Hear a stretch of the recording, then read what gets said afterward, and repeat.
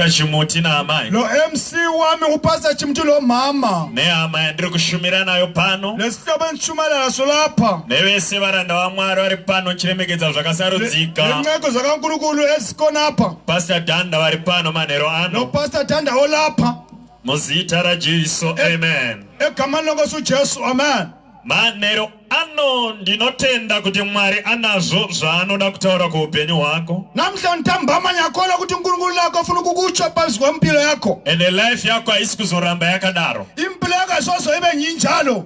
Ndona kukuvimbisa manhero ano. Funa kukuthembisa namhla ntambama. Kuti nyaya dzandauya nadzo pano dzinoshandura upenyu hwako, dzinoshandura vana vako, dzinoshandura basa rako. Indaba engikuphathele zona ziyachinja impilo yakho, impilo yabantu bakho, impilo yemuli yakho. Muzita raJesu, hallelujah. Egama lenkosi uJesu, hallelujah. Ande kubhuku ya zvakazarurwa. Kusambulo asambeni kubhuku ikasambulo. Chapter 20 verse number 11. Chapter 20 verse 11. Zvino ndakaona chigaro choushe chikuru chichena.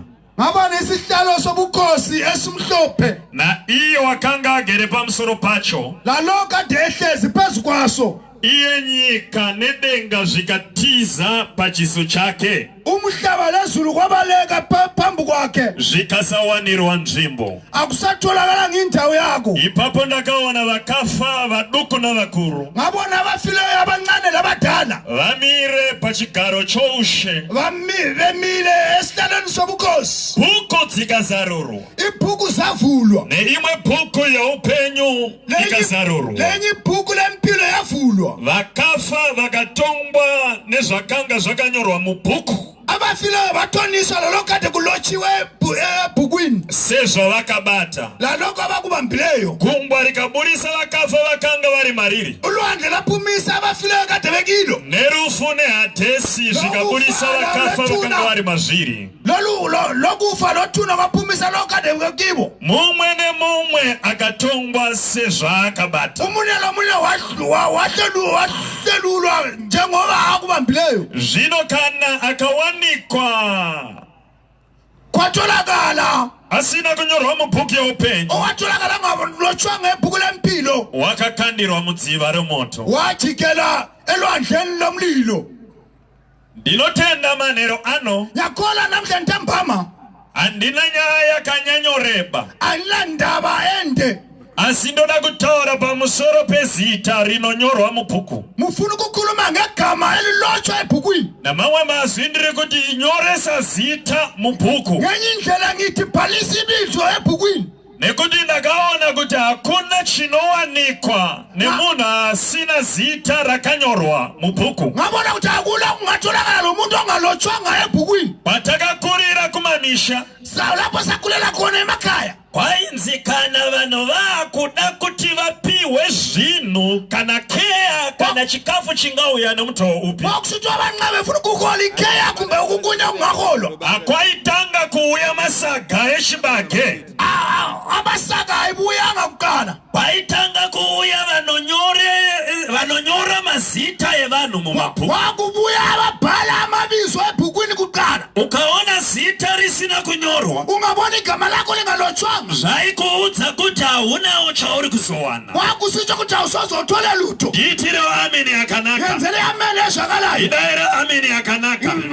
Tsabeli ameni ezvakalayo. Saka mabhuku akaramba achinyorwa panyika. Amabhuku abelokhu elochwa emhlabeni. Yandinayo manhero ano nderimwe bhuku riri kudenga. Indaba engila ngebhuku esezulwini. Rakaonekwa nemurume anonzi Johani. Elabonakala nendoda kuthiwa nguJohani. Johani anoratidzwa zvichazoitika hazvisati zvatoitika isvika zvino. uJohani uyatshengiswa kuzenzakala kungakaenzakali nakathesi. Saka inyaya dzichauya mune remangwana. Lezi indaba eziphambili ezibuyayo. Asi chandasimukira manhero ano pano, engikuphakamele namhla ntambama, ndechekuti kana dzakuzoitika, kuti nxa sokwenzakala, iwewe uwanikwe zita riri mubhuku yandichataura nezvayo. wena utholakala usebhukwini abazakhuluma ngalo. Saka John anoona zvichazoitika, uJohani uyabona okuzenzakala zvisati zvapo nguva dzino, okungakabi khona lalesi sikhathi. Mwari achimuratidza zvichauya mangwana. uNkulunkulu emthengisa kuzabuya kusasa.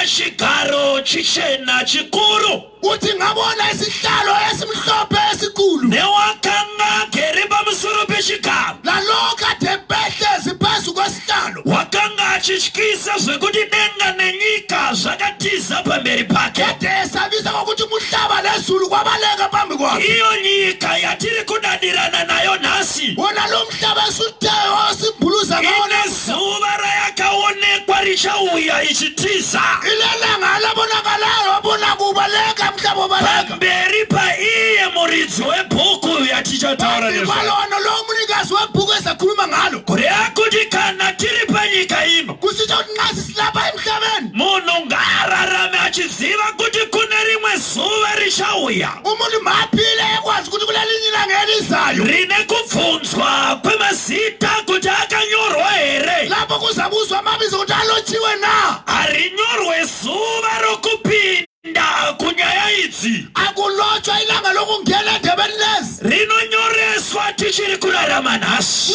liyabhalisa igama kathesi nawu mararamiro atiri kuita panyika ino indlela esiphila ngayo lapha emhlabeni ndiwo anotipa kuti zita rinopinda here mubhuku iyi yiwo asinika ukuthi igama liyangena naye ebhukwini saka johani anozviona zvichiitika ujohani uyakubona kusenzakala kuti denga nenyika zvinotiza kuti umhlaba lezulu uyabaleka munoziva here kuti vanhu vari kudadirana nhasa uyakwazi ukuthi abantu abambuliselana namhlanje nevari kudadira mwari nhasi abambulisela unkulunkulu namuhla inyaya yekuti vachiri panyika indaba yokuthi basemhlabeni asi rega ndikuudze kuti nyika yacho mala kusho ukuthi umhlaba wangkhona ine zuva raichatiza ugoshayiwa nyika yokuenda kwairi kulelanga lizabaleka umhlaba usaswela ukuthi uzabuyanga kana uchiri kuzora nivhiya nxa usagcoba iniviya uchirova black opel ushaye black nebhutsu dzinosimudza miviri lebhutsu eziphakamisa umzimba uchidya sadza richipfuma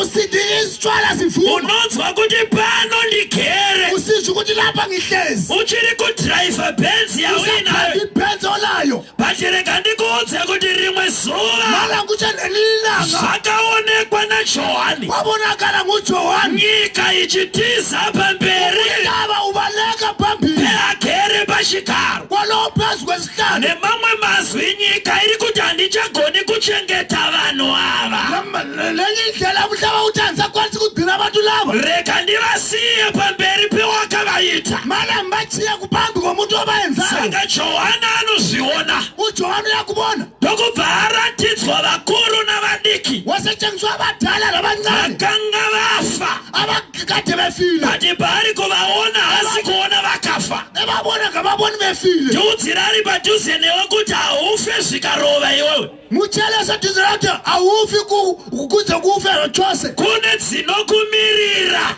zikhona ezikumeleleyo kune yakakumirira khona ekumeleleyo saka johani anotarisa ujohani uyakhangela ona vaimbonzi vafa tiri panyika sebona abantu kade besithiwa bafile sisemhlabeni vamira vazvipresenda sebemile sebezipresenta pamberi pemutongi phambi kwabutshonisi ende bhuku yati vaiva vakuru navadiki ibhuku lithi abancane labadala kureva kuti hakuna asinganomiri pamberi apo usitsho ukuthi umuntu wonke ozaguma phambili zvekunzi waiva sabhuku uri mukuru pano ukuthi wangusabhuku zvekudada neuchifu neuhedhimeni uri mukuru pano uchifi lobuyadimeni zvekuti uri dispo uri mudispo wepano walapha hauite dispo wamwari awuyenzi dispo kankulunkulu hauite chifu wamwari awuyenzi chifu wankulunkulu hauite sabhuku wamwari awuyenzi usabhuku wankulunkulu kana ukanzi sekuru rega kusenga usekuru napamberi pajehovha ati kulu awungatwari ukulu pamberi pamwari ari kuona zvisikwa zvevanhu vaakaita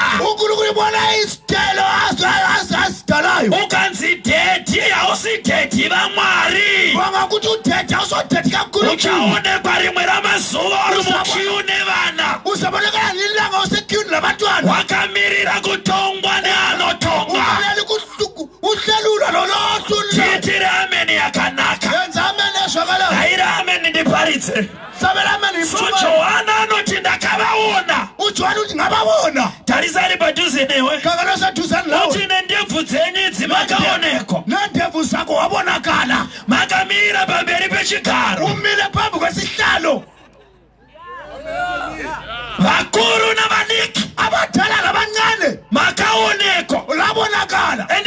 zuva risati rasvika ilanga leya likafika ndiri kutoparidza sewarning nyakuchela njengwarning yekuti kune zuva kuti kulelanga rakaonekwa elabonakala riri kuuya alizayo cyclone isati yaitika kune vanopa warning isakulo ngakavi kona kukona vatswaisayo kuti vagere mumapani sudurukaya abahleze ndawo eziphansi visukani kune mhepo nemvura iri kuuya pepo lamanzi azayo ndauya semukomana wesairini yekudenga ubuye njengesairini yezulu kuridza bhera kuti yerekerai kuhura ngichayicilongo siyai kuroya ngiyekelani kuloya siyai umbavha siyani kusela nekuti kune zuva kulelanga ramakaonekwa alabonakala makamira wabonakala umile pamberi pechigaro chomutongi pambi kwamutwanisi uchiri kudada nevasilini usabhuluza ngevasilini kuti kana wadla poloni unzwa kuti haiwa ungadli poloni ushongasana hayi wakabata mudzonga wepoloni ubhambile poloni kune zuva raisingazoite kule ndlanga lapho ipoloni ingasoze yenze khona iko chanetsa kuti anamatwe chi kona ukuhluphe kuti ethendezo kuyini chanetsa kuti agamuchirwe chi wakuhluphe kuti umuyamukela ujesu kuyini chaunobva pakugamuchira jesu chi usukana ukuyamukela ujesu chawakawana nokusamunamata chi owakutholayo ngokungamkhonzi kuyini tarirawo murume amire mberi kwako khangela indoda emi phambi kwakho newe wega unoti dai vaita baba vokumbe kwera lawo uyathi ngabe engubaba wangithi nekuda kwajesu anogadzira munhu jesu olungisa umuntu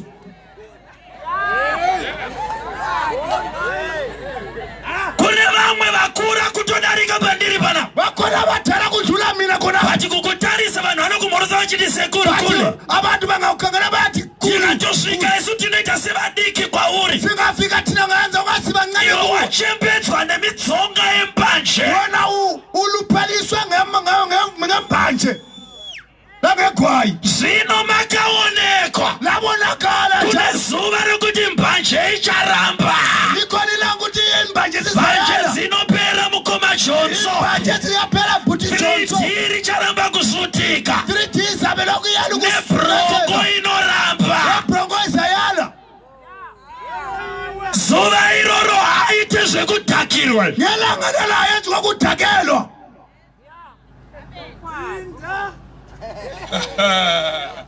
yarizira ari padhuze newe tikhangela seduzane nawe oti makanyorese wathi lwabhalisa na hauyende korisina kunyorwa awuhambe kungalotshwanga izvezvi wakanditarisa ungikhangele so una arume angani unamadoda amangakhi una madzimai mangani unabafazi abangakhi TV iri mumba mako une risiti yayoyo TV esendlini yakho le risiti yangikona wakaita uguma ka wawantshontsha ugere pano kuna ari kuchema uhlezi lapho ukhona okhalayo uri mumba mako kuna ari kuchema usendlini yakho ukhona okhalayo uri kuona TV yokuba ubona iTV yokuntshontsha imboiona zvako kwemazuva mashoma ibone ngesifitshane kune zuva riri kuuya elizayo vakuru navadiki abadala nabancane yekunamata haisi yechemberi yokuthandaza isese yatsi vakuru navadiki yathi abancane nabadala yekunamata haisi yevana vadiki chete yokuthandaza ise abancane kuphela yatsi vakuru navadiki abadala nabancane hazvinei namakore awinawo abantu abaneminyaka ewulayo hazvinei nezera rawinawo lejo yakho imuimbi wekwena anoti anoda kuendako hlabelela uthi ofuna ukuhamba iye ndiye ngazviteurire mazikhonzele uite basa rekutumira madzimai kuchechi kuti munotinamatirao ube lokhu usenda abafazi echechi kuti nisitandazele iwe uchitiitire usenzelani konokho kune dzimwe dzinoda kungorova gino so ukhona ufuna ukuchaya igino so kuchecha dzindi ichechi kahambi kubhawa dzindi ebhawe kahambi dzinogara dzakangokula so urabe likhule so iyo ndakadzidza kuti nyoka yakaipa ngafuni ukuthi inyoka embi haina mawara ngayila mawala tarira python yakarara khangela iphathon ilele lapha inenge chiyevedzeka ngopfava uyabe i-attracta yakadzikama ithule but very dangerous, but imbi ikangoitendera chete kukumonera iwe ingakuthandela kuphela unomwiwa ropa, uyakhanya igazi kune zvitara zvakadzikamira nhema, kula vadala mwanasikana ukabatwa unomwiwa ropa, ungabanjwa uyakunathwa igazi dzinenge dzakachengeta zvikwambokwambo, kuyabe kugcine kusikwambokwambo mishonga imithi konapho izvezvi dzinza rese riri kuchema newe,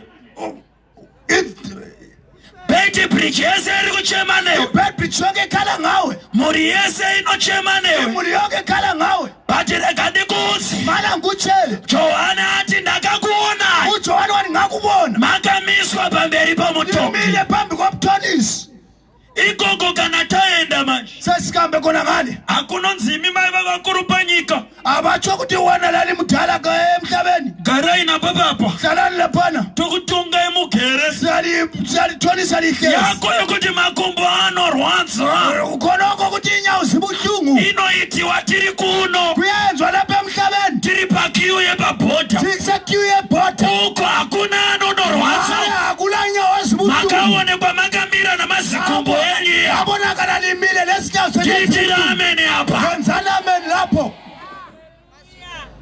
yokuti musana unorwadza umhlana buhlungu handigoni kuenda kuchachi angikwanisi kuya echechi toenderwa nani yakanjola ngubani ramba zvako kuuya nemusana unorwadza kubuya nomhlana kati buhlungu kune kwausingazorambe, kuya lapho ungasozoyala kune zuva rakaonekwa naJohani ilanga labonakala nguJohane vemisana vamakumbo nomhlana lemoto vakamira pamberi pechigaro chaJehovha, isihlalo sakaJehova ipapo panzi bhuku dzikazarurwa, khonapho ibhuku zavulwa kwete bhuku imwe chete nothi ibhuku eyodwa bati mabhuku akazarurwa, amabhuku avulwa bati pane bhuku randinoda kutaura nezvaro, ibhuku afuna ukukhuluma ngalo zvanzi rimwe bhuku reupenyu, kuthiwa ibhuku lempilo the book of life, the book of life ndokubva razarurwa. wasevulwa Bhuku iri rinonyorwa ibhuku maivhesi lalibhala maivhesi ezvawakaita kubva zuva rawakaberekwa izinto azenzayo kusvikira kusukela zuva rawakafa, kuze kwilanga lokufa ndokubva ratanga kuzarurwa wasevulwa kuti mumwe kuti nemumwe umunye namunye atongwe sezvakanyorwa mubhuku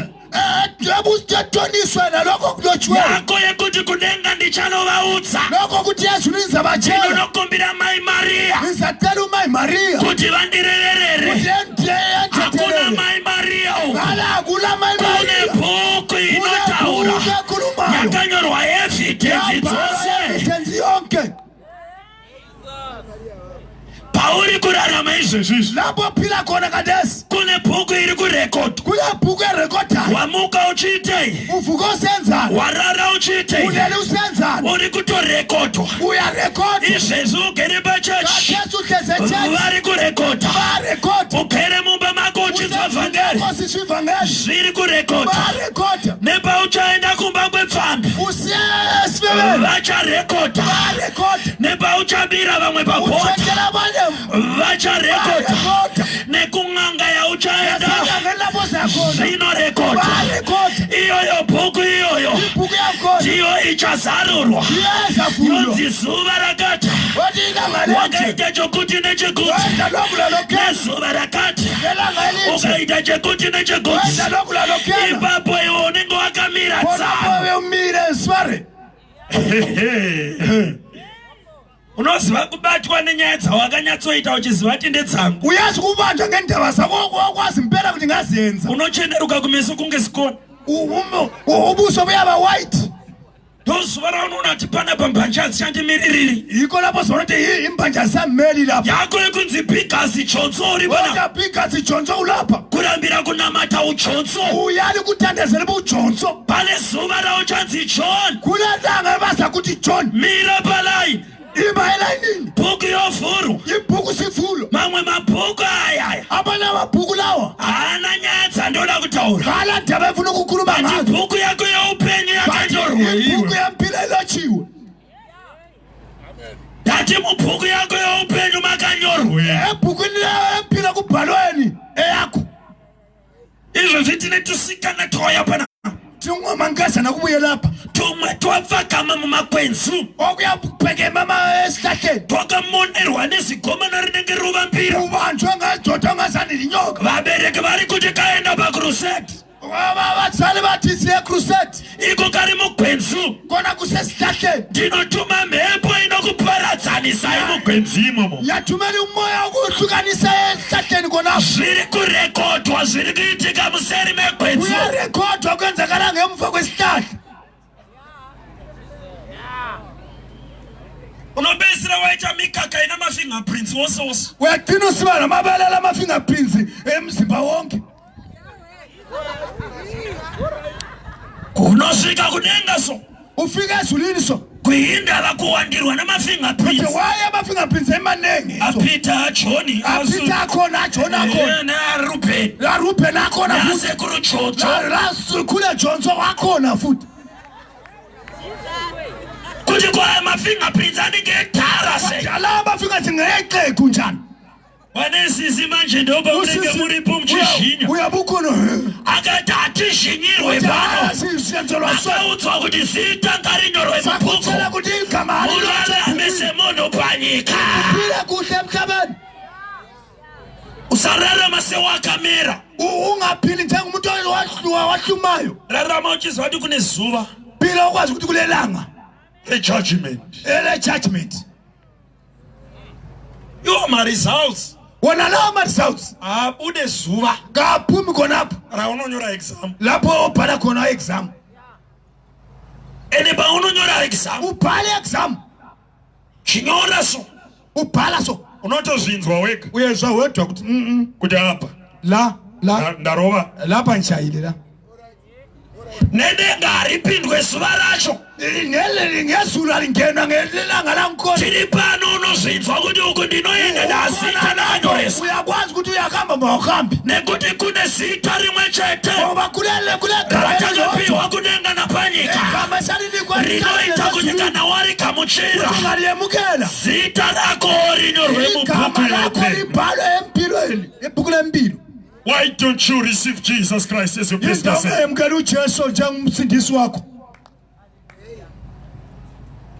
Zvino unenge uri pana uyabukhona mazuva ano ndiri pademand this is a demand wese apinda mubridge onke ongene ebridge ende iro raunoti laki racho ilaki here lona leloti ilaki na rokuwandirwa narume anu lokhu yandela lamadoda abantu takarikuudza kuti nyangwe mwari akakuda zvakaita sei noma unkulunkulu angathanda kunjani haana fevha yekukupa murume womuridzi akana fevha yekunika indoda yomunikazi ndati chero mwari akakuda zvakaita sei noma unkulunkulu angakuthanda ngendlela enjani hakuna fevha yekupuwa dhedhi navaridzi fevha yekunika udhedhi yomunikazi iko unotsvetera kavoisi uri mudhara ravanhu kudaro khonapo uyaba nevoice engazani ungumdala ongapha ngazani umntwana omncane nairo dhala ukudzovera chimwana chavaridzi lengudala leyo uyabe uphongela umntwana omncane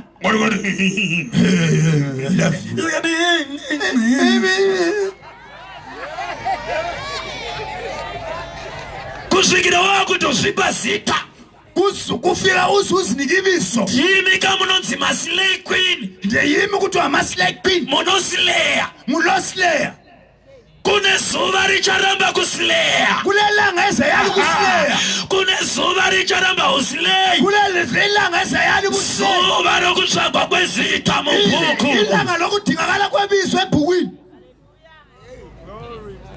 iwo anofunga kuti mengo yaxa ukuthi imengo ero ikange iri mbishi noma ingavuthwanga iluhlaza inongonzi mengo bayithi mengo iri green igreen njalo tinoti taona mengo sithi sibona imengo ikange yava yellow boy ingavuthwa tinongoti mengo siyathi imengo futhi chazoshamisa pakuva yellow kwako kumangalisa ukuba yellow bone kwako shi kuyini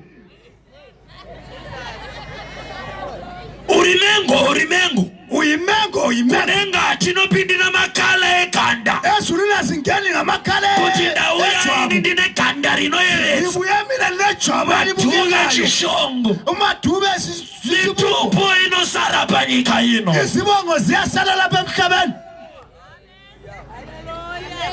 Bana mandlovu munondinzwa here. Wamandlovu uyangizwa lapho. Newe Manxube unondinzwa here. Nawe Manxube uyangizwa. Masisi. Umasisi ba ukhona uyazizwa. Yakho ukuthi ndiri masisi ba yini. Yakho ukuthi mina ngumasisi. Uri masisi baphanyika kudenga kune mdala sichihulera wese wawinawo. Ngale phezulu kulomdala ongakwazi isihlobo sayo ubuhlobo wakho.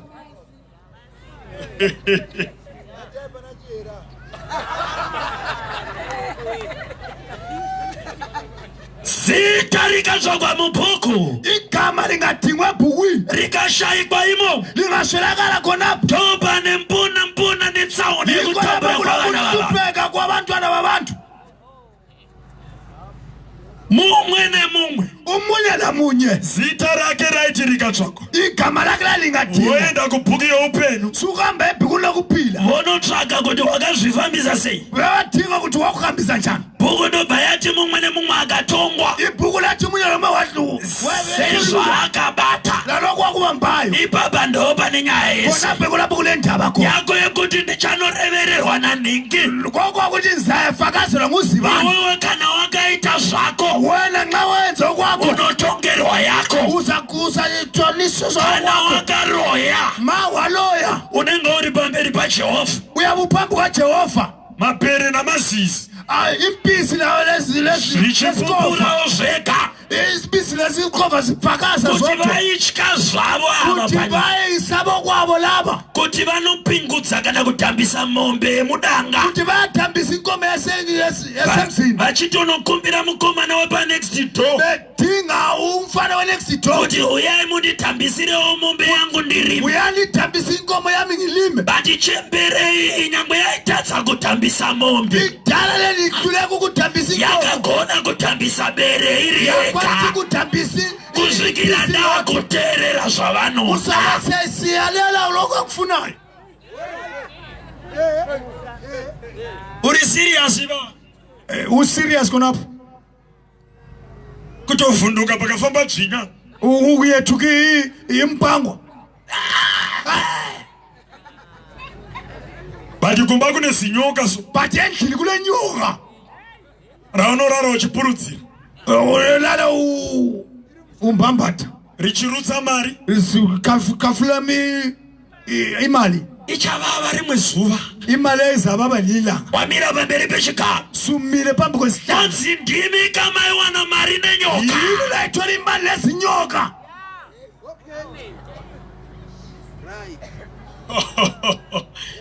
Ndimi kama iwana pfuma nezvikwambo. Layithola ifuma lebothokoloji. Ndimi kama ityisa muri panyika. Yini layetusa lisemhlabeni. Zvino kuno kwamauya kune anotyisa kudarika zvamaita muri panyika. Ukhona yetusa kudlula lokho kade likuyenza semhlabeni. Utanga kutungwa sizvo wakabata. Sebekaza ukuthonisana lokho okubambayo. Alright tomboti. Sesithi thina takudenga sesezulini. Indomira mkhiwu neBhayibheli rami. Mina nyama kukhiwu leBhayibheli lami. Andakangajishandisa. Kade nilisebenzisa. Iwo mira nembanje dzako. Wena susima lembanje zakho. Nezvimasikati la kumasikati neakata nenyoka dzako. Le akata lobo ginyimbira bakho. Takamirira kunotongwa. Simbelele kuyotoniswa. Evidence dziri pauri. Evidence ezikuwe. Usati watongwa. Gara wafana ufamba. Lokhu uhlutsha phansi. Uchibvunza kuti vane zvakadai tinoenda kupi? Abale kunje siyahamba ngapi? Nekuti isupa tinenge takamira. Tina simile.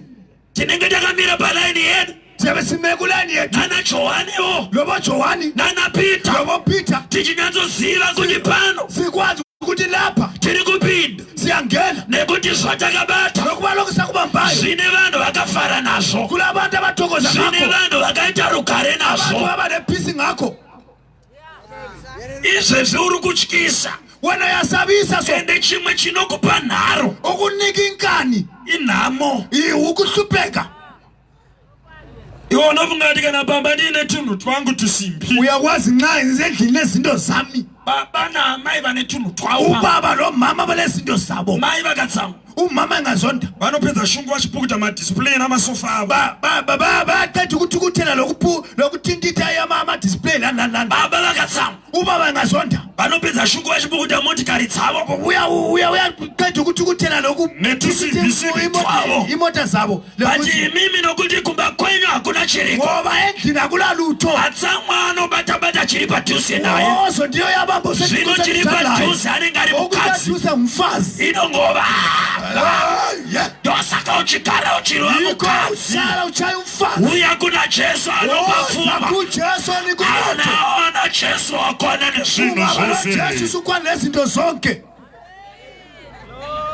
ivo panapa ndinodya nezita konapo uyadla ngebizo raJesu lakaJesu ndopfeka nezita egqokiti raJesu ndogara nezita ehlale raJesu tokwira ndege nezita raJesu hatina chinoshayikwa muzita raJesu kana zvatibata tinopedzera shungu kune zvatakapiwa naJesu zvikwendere nezvipfumapfuma touya togara zvakanaka tichiita nyaya namadzimai edu iwewe kana zvakubata wena kungakubamba zvinokuwisira kwaSuzeni zvakungenisa kuSuzeni girlfriend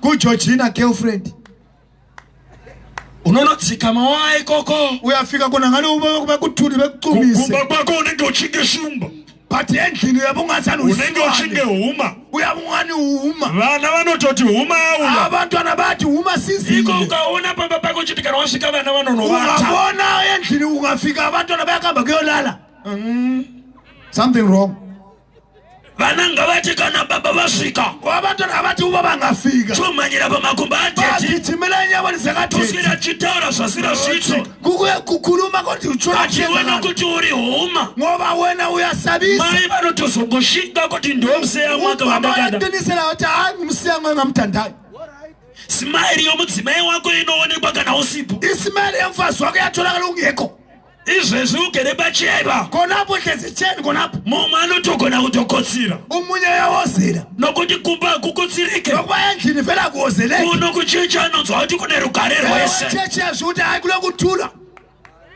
kumba kune ruma endlini kule silwane uchire wai wewe besitsho wena wadi wewe kuna Jesu ungani ubuye kuJesu zita rinyorwe mbuku igama lakho lilotshwe life yemunhu ishanduke ilife yakho iyanobvisa apa okutsveta uyakususa lapha ekufakele kusvikira akutsveta mudenga rake ufake phezulu kudzika musasa uno ufake uri kunzi wewe zita rako rinyorwe ukuthi igama lakho lilotshwe pano tauya kuzonyoresa mazita kubhuku kuzobhalisa amabizo ebhukwini mumwe nemumwe akatongwa sezvaakabata umunye nomunye wathoniswa nalokho wakubamba asi zvino uyo akashayikwa mubhuku lo waswelakala ebhukwini Johani wati ndakariona zuva iro uJohani wati ngalibona ilanga lelo achikandirwa kudziva romoto jikelelo andleni lomlilo aha konapho itanharo zvako nhasi yenza ingani namhlanje moto wakakumirira umlilo ukumelele unozviziva here kuti kune gena rakagadzirirwa anotadza uyakwazi yini kune gena lilungisela ababona handisi kukufunisira pandiri kutaura reality angikuyetuseni ngikhuluma impela rekuti utete hwese hwawinawo lokucaka kunoko lakho ndimi munenge muri tsotso dzomugena yimi liyabe likuyinkonyana hakuna unopfuta pasina ngokuba hakuna muntu ongabhebha kungena nkunyana aya anenge madhudla la angazani masidudla imi zvitsika zvacho zvinenge zvichiita kuti moto utore nguva yini amalogs angona asenze kuti uzodzima motoyo angona kuti haucichi saka munenge murimo uyabukhona muchishanduka muchiri mukataro ungati ungakhangelela le nevamwe anoti tainamata bari vachinyepera vana vati siyaitandaza munonoichira iyoyo yaichelana yokunyepera muchiti munonamata yatandaza muchishakadzwa nemoto waJehovha lisakutsha ngemlilo kaJehovha ende hamunotsvimeka alisozolitshelodwa nasatani wacho akakutadzisa nosatani wangona wakuyengaineni mugena iyo gena lonke kugena lalelo and do you know kuti gena harina kugadzirirwa vanhu uyakwazi kuti igena lilungiselwa ngumuntu vakagadzirwa Satani lalungisela uSathane. but kune vari kuvolontiya nasi Kulabanye abangena nekuda kwamararamiro avari kuita ngendlela abaphila ngayo kuti vanojoina ukuthi Satani mugehena bajoyina rake. uSathane egena lakhe. Iwe hauna kutombogadzirirwa gehena Wena kana awuluselanga igena ngitsho. wakagadzirirwa kunofara nababa Walungiselela kuyothokoza lo baba. but nhasi uri Bathi kutodecide namhla uyadecide kunopinda mugehena romuridzi ukungena kugena lomnikazi. uri pana Ulapha zvauri kuita lokho kuyenzayo. mararamiro ari kuita Indlela ophila ngayo nekuramba kutendeuka kwauri kuita nokuyala ukuphenduka kuyenzayo. nekufunga kuti wakaoma musoro Ucabanga ukuthi woma ikhanda izvozvo konokho zviri kukugadzirira gehena kuyakulungiselela igena.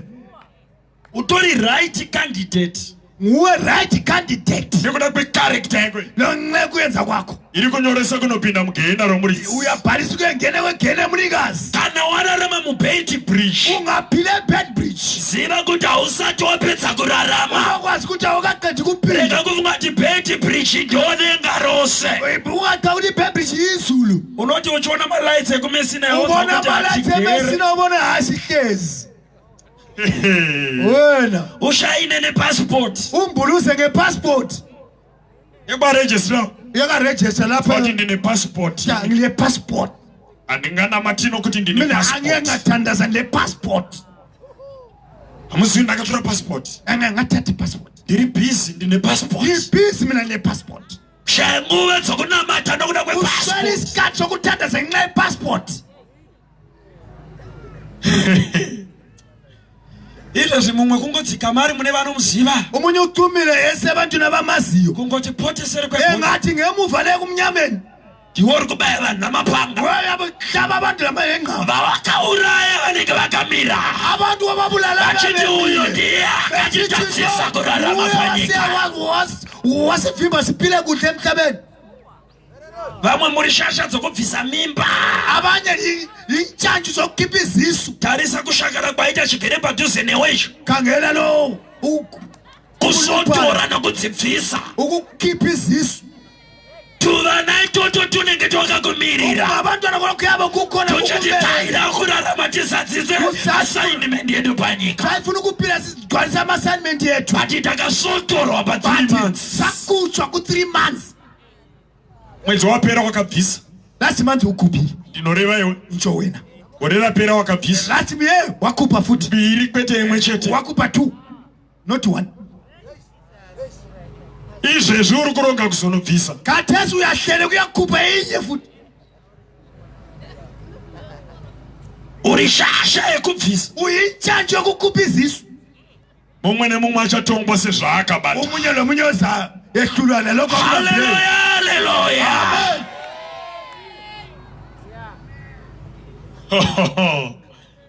kudenga kunoitirwe nharo kadza tinoitira napanezi Ezulwini akulangani lokho ezizenzelisela lapha emhlabeni. zokuti handitendeuke Ethi mina mpenduki.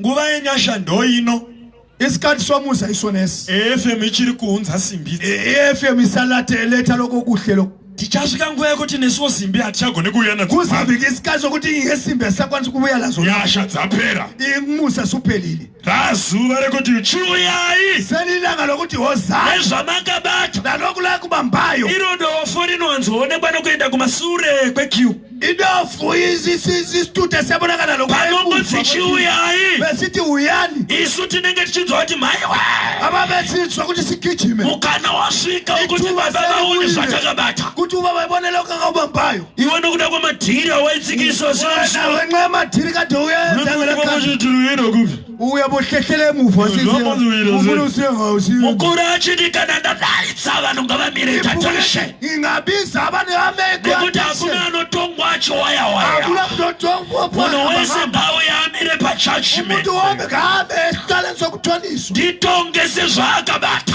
Thonise ngendlela wabamba ngayo. dzinochena ndebvu ipapo ipapo Indevu zeba mhlophe khonapho khonapho. zvezvaditi mazama akasvava Lokho ukuthi amaphela alengile nekuda kwechihure ngenxa yesiyesubule. kune dzimwe mota dzokuti uchinotenga Kulezi imoto zokuthi usiyathenga le. uyazoona kuti maireji yafamba Kuti mileage isikhambile.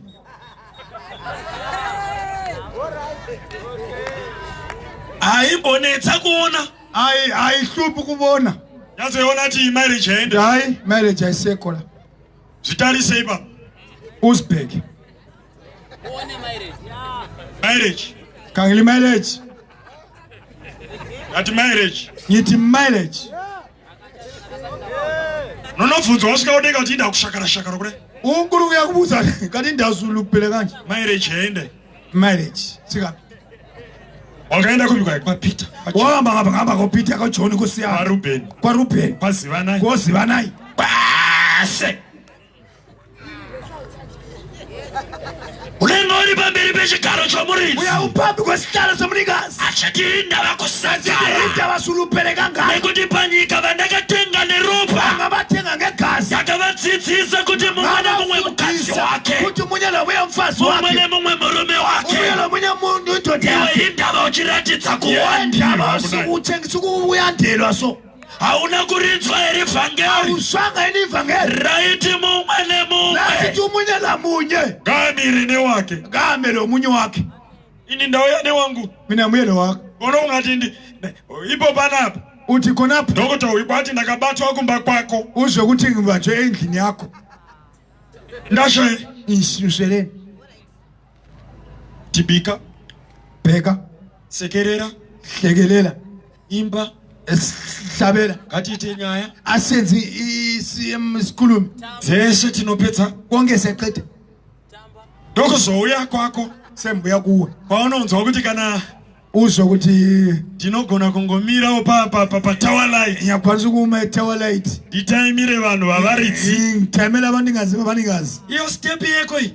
Wena kuyistep kudadada nasho nhasi. okumphuluza ngakho namhlanje. Chinopera very soon. Kuyaphela kadesi. Ndoda kutenda Mwari nechimwe chirwere chaakaunza. Ufuna ukubonga uNkulunkulu lemkhuhlane obungawo akatendera kuti chimbouya. owathi uvuma ukuthi ungene. Chinogona kunetsa kune vane misikanzo. Ungahluphala laba abangeswayo. Ireve vakaberekwa nenacho. Antsho abazala lakho. Vemisikanzwa. Alaba bemubebe Chinonakidza kuti chirwere chacho. Kubuhle wangona umkhuhlane wankona. Chinotanga kuruva miromo iyoyo. Kuyaqala ukuchema ulomo. Yakanga ichiri pss. Yathi pss. Tinoona yatsvukuruka kumemiripi.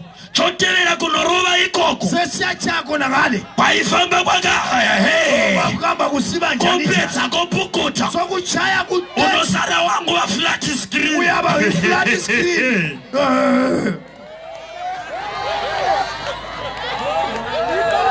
Nokuti mazuva achakauya. Nokuba imalanga esikusiza. Kare taiva neTV dzedu. Kudala sasile TV yetu. Dzakadai. Zazinje.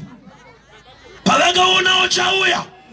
Kusokubuyile. Dzakadai. Zvabuya seusinje. Unosara maidzana. Yatina Kuti titi uri kuenda here kana uri kudzoka. Baba kumbuya pena. Hauchaonekwa direction. Wasiwa uya kuna Jesu. Uya kuJesu. Chikakubata ichi. Kungakubamba lokho. Obachona uthi pss. Uzabona ukuthi pisi. Yainzi napasta bura pana. Kune mumwe ane ruchiva rwokuti akaona nyangwe dress yakayanika. Kanuko zokuti ngabona.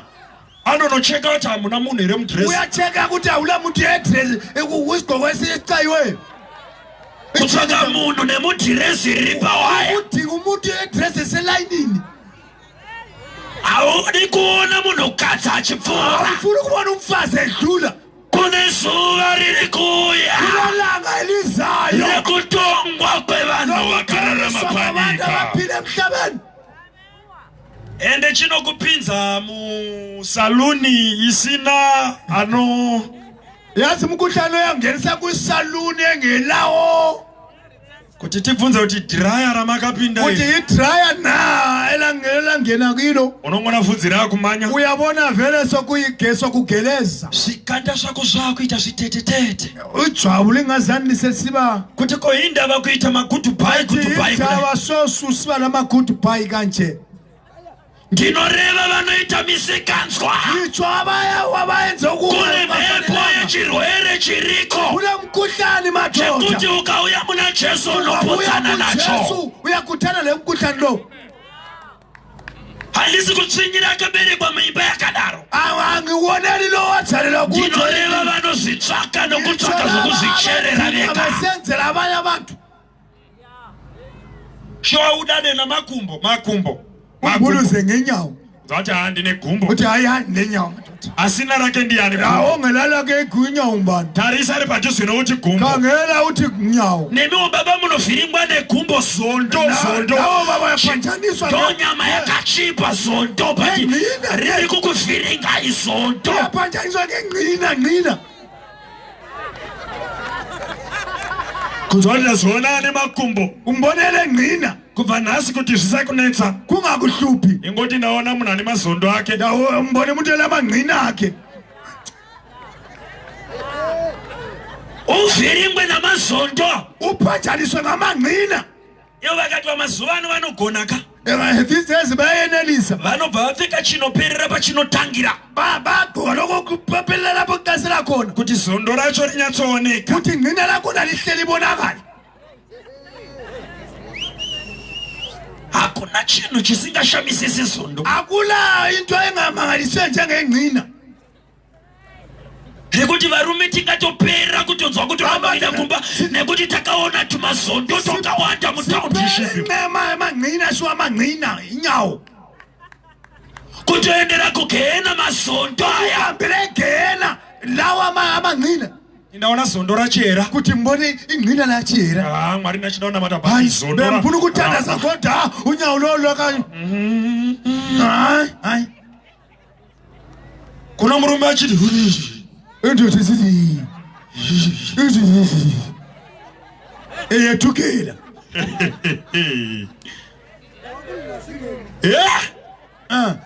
kunzwa pfungwa dzichiti dzikamanya kutsoka dzikakwira ingqondo zigijima ziyenyaweni zidanza utadze kutanga kufunga nomusoro uhlule kucabanga ngekanda nekuda kwezondo rapfuura ngenxa yengqina edlulileyo kuchinja kwekufunga nakho utshintsha kokucabanga ngakho ngokasaderameni wazwitswa emsebelameni uzwile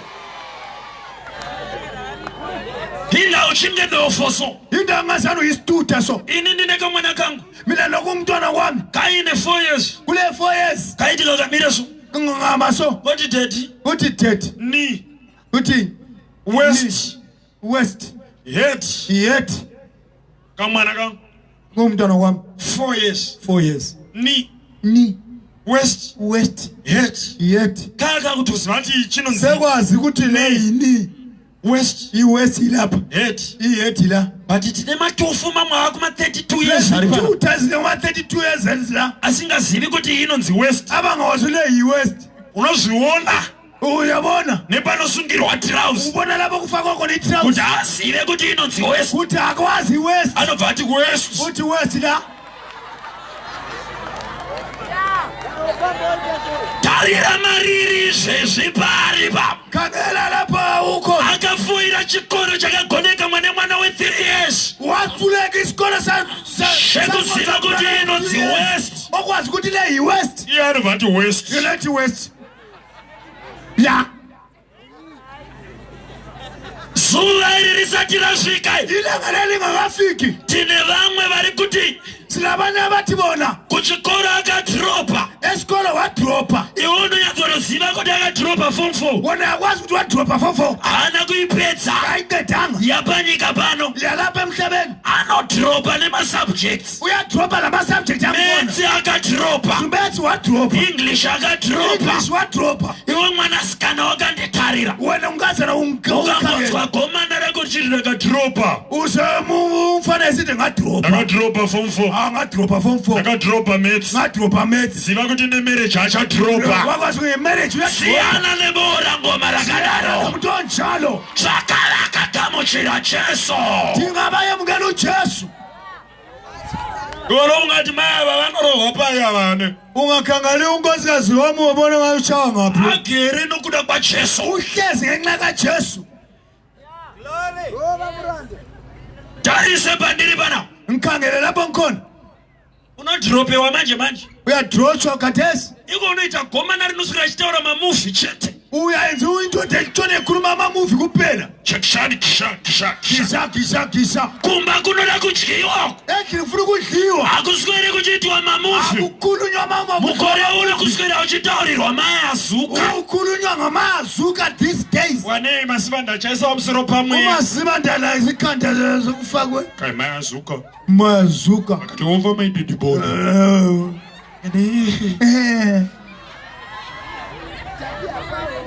ana kana nyathe future gala ntanga indaba ze-future afungela mangwana acabangela kusasa afunge kuti mangwana zvirisei acabanga ukuthi kusasa kunjani usatofunga future ungacabanga i-future nekufunganya yokunyorisa mubhuku zvinoenderana kubhalisa ebhukwini kuyahambelana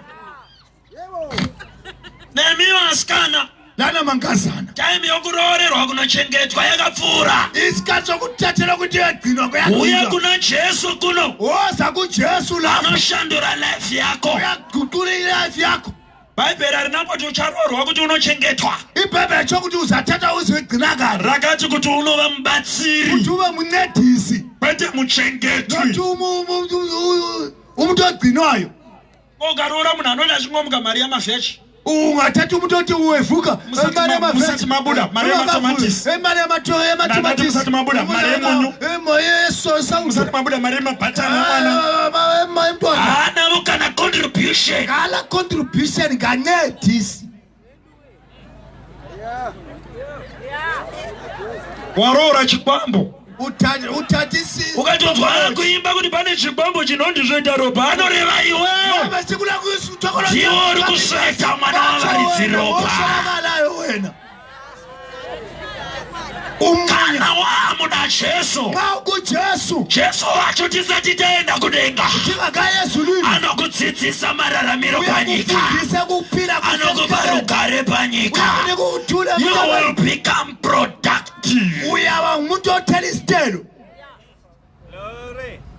kwajesu kuno kune mavhesi lapha kojesu kulamavhesi anotoramba simbe ayali isibula umuntu akatotatara svakati otokhangela ati simbe handina nyane isibula hayi alangala ndaba lana endaye kumuchuru kampani nawe kunodzidziswa mararamiro ndiswa kuti liphila njani ukachatokarasikirwa nacho chipa kunamata uyaqala ukuthi salahlekelwa yini ekuthandazeni nongona kuti magentleman ega uyabona ukuthi amadoda sibili nokuda kwajesu inxa kajesu wadi wanyoresa zita rako mubhuku yeopenyu bhalisa igama lakho ebhukwini lokuphila wadi waziitira chinhu chakanaka manheru ano senzela into enhle namhla uti nhasi iri friday uthi namuhla kuyi-friday handitendere kubva pano angivumi kusuka lapha zita rangu risina kunyorwa igama lami lingalotshwanga nekuti rinyorwe kuze libhalwe hazvidi mari yako afuni imali yakho hazvidi pfuma yako afuni pfuma yakho zvinongoda kuti utore sarudzo ufuna ukuthi ulithathe yekuti jesu pindai mumwoyo mangu ngena muve ishe namambo oupenyu hwangu inkosi empilweni yakho unoziva here kuti kupinda kudenga uyakwazi ungena ezulwini kwakachipa kudarika kupinda mukombe kuchipira kudlula ukungena ekhombini ungotora decision uthathe idecision yokuti jesu chipindai kuti jesu ngena kimi and asiwerera achipinda akakatshonelini angayingena kutopinda kwake ungena kwakhe ndokutopinda kwako okuti ndiko kungena kwakho ezulwini uzari padhuze nekuti unopinda manje manje utshela usethula kuti kathesi uyangena kuti unopinda manje manje mutshele kuti uyangena kathesi uchibva pano ukafa lapha ungafa wamugamuchira suyimuyemukele straight kudenga uyangena and hapana paanozoti zvako zvanyanya akulala pasadhiro kwakwako kune imwe yaiva mbavha kukhona omunye yayise yaiba wayintshontsha ikororo imbisela rakangodhisaidha kutaura zviri bheta yadhisani kukhuluma at the point of death esiyakufa rikangoti uyu mwanakomana wamwari nomundodana rikati nhasi namuhla jesu anoti nhasi jesu uthi namuhla ndinenge ndinewe uyabe ngilawe kureva kuti kupinda sitsho nenga ukuthi kungena ezulwini akuswererwe akutshonelwa ende rega kujajwa navanhu ungajajwa kuti ngabantu zvivi zvako zvanyanya kuti hazono zakho vanhu sezineni hapana nesipo inokuchenesa akuna muntu elesepe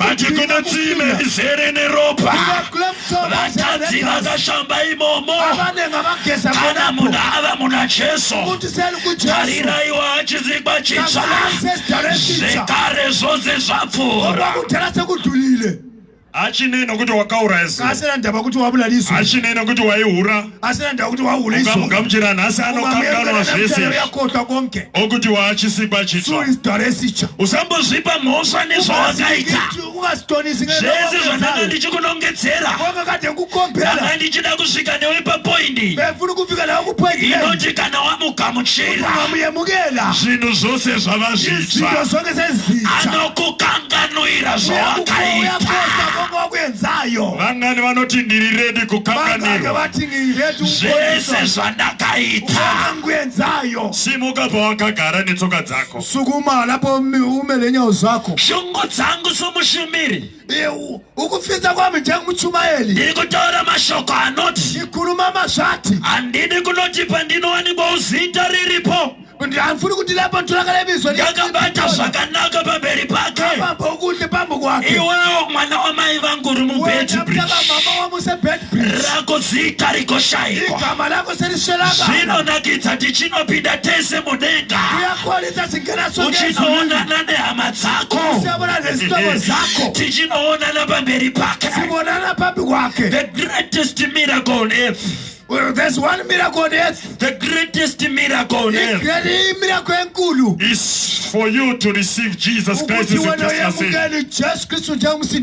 It is when you receive Jesus Christ as your personal Savior. Hakusukupora paurwere. Shero tichiporesa vanorwara. Munana mukuru kugamuchira Jesu. Naso ukatomugamuchira namhla ungamyemukela zita rako mubhuku igama lakhe ebhukwini anenge achinyora lebe lilotshwa achitanga urekodha libhalwa kuti uyava mwana wangu lo semntanami zvakare zvese okwakudala vanhu vanoti akambotora murume womunhu wathatha umntwana womuntu vanhu vanoti aivaguma airova vanhu pabhoti vanoti yaiva mbavha vanhu vanoti akauraya vanhu vanoti aimbova nezvikwambo vanhu vanoti aisiroya but inini ndinoti ava chisikwa chitsva sizidala esitsha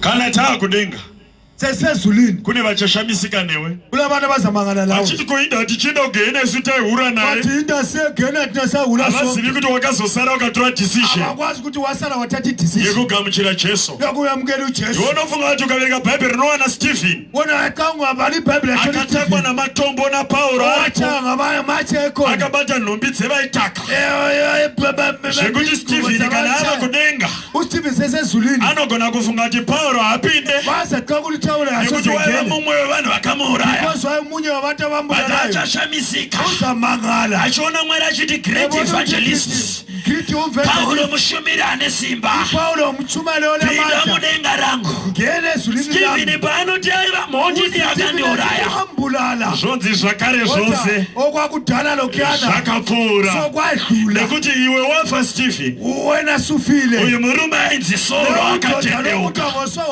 akanzi wakunzi Pauro asi chinja nhoroondo yako ngatishandura nhoroondo yako vaya vaita upinde denga nevakafa vachita upinde denga navanoshamisika Mwari achiti wauya mushumiri nekuda kwedecision yauri kuita nhasi nekuda kwesarudzo yauri kutora nhasi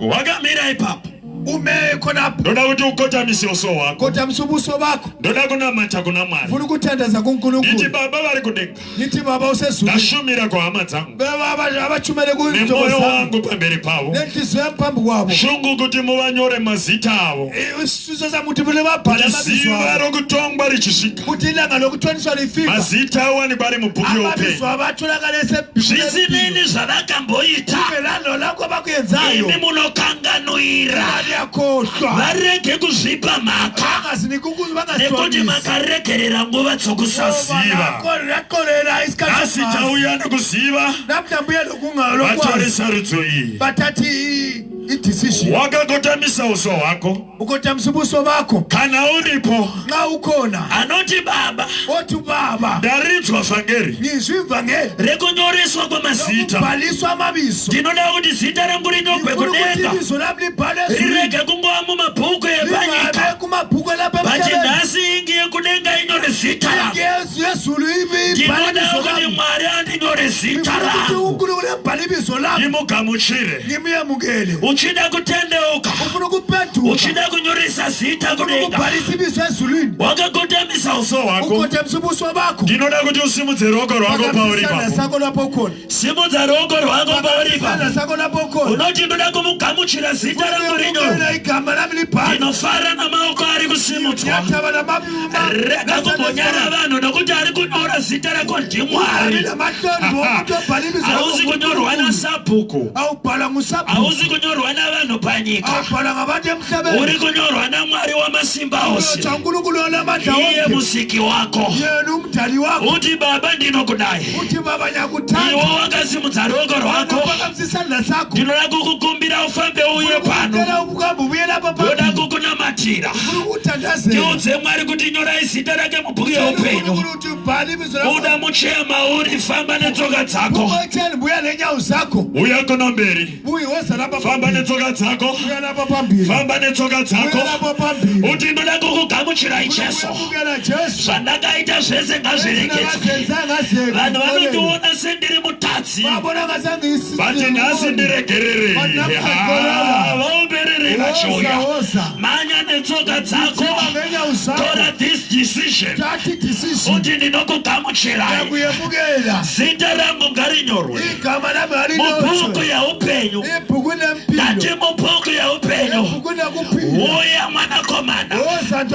Uya ibaba. Uya mwanasikana. Zita rako ngarinyorwe mubhuku yeupenyu. Ramba uchiuya mwanakomana. Haudzokere wakalala. Ndozoita kuunganidzira pano kuti zita rako rinyorwe mubhuku yeupenyu.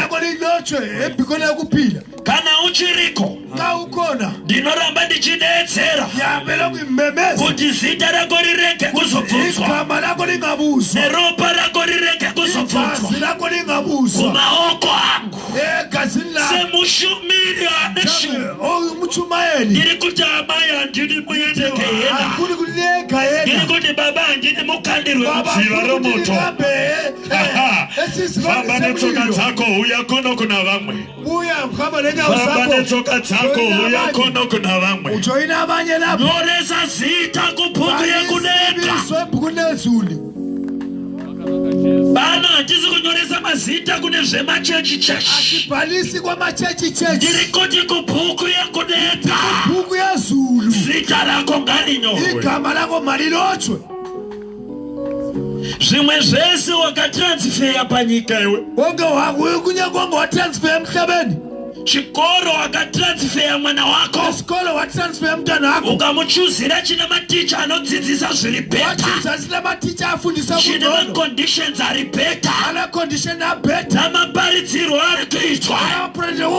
Wega uri kuzvinzwa kuti this is a better school. Hazvina kuipa kutransferya.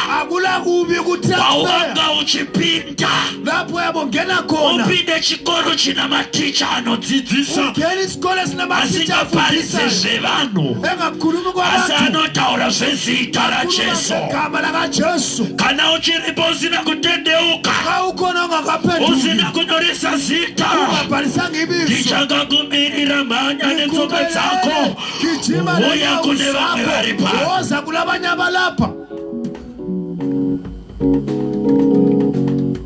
Ndinodetsera kekupedzisira.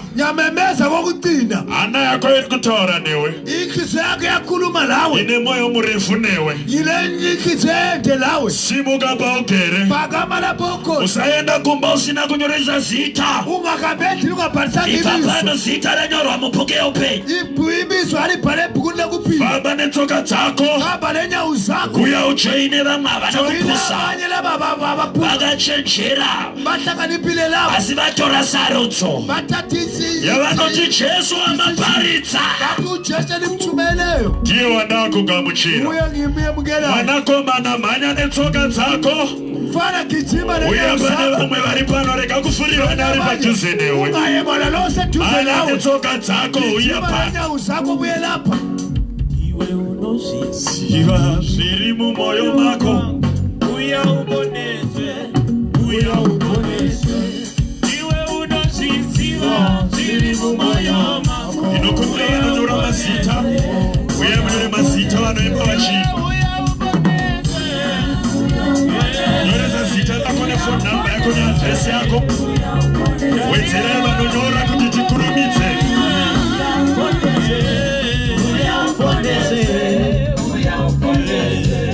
Anonyo rozita usaenda raboga vile papa. Dola kusokotana machira.